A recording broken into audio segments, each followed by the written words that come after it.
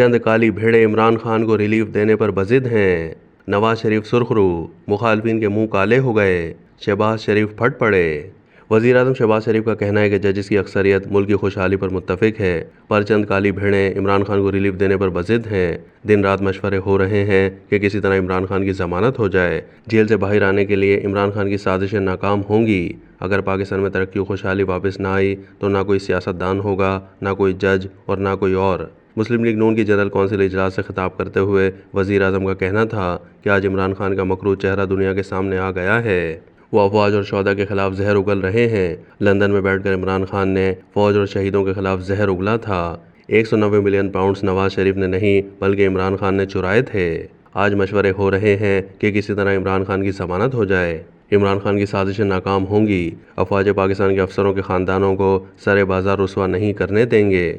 ان کا کہنا تھا کہ آج نواز شریف سرخرو اور مخالفین کے منہ کالے ہو گئے۔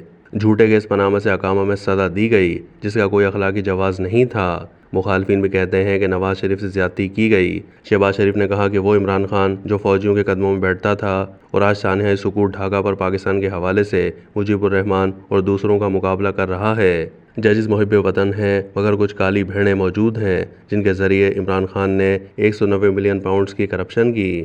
عمران خان نے گھڑیاں فروخت کیں۔ ججز سے کہنا چاہتا ہوں کہ نواز شریف کے دور میں ضمانتیں نہیں ہوتی تھیں اور آج ضمانتیں ہو رہی ہیں۔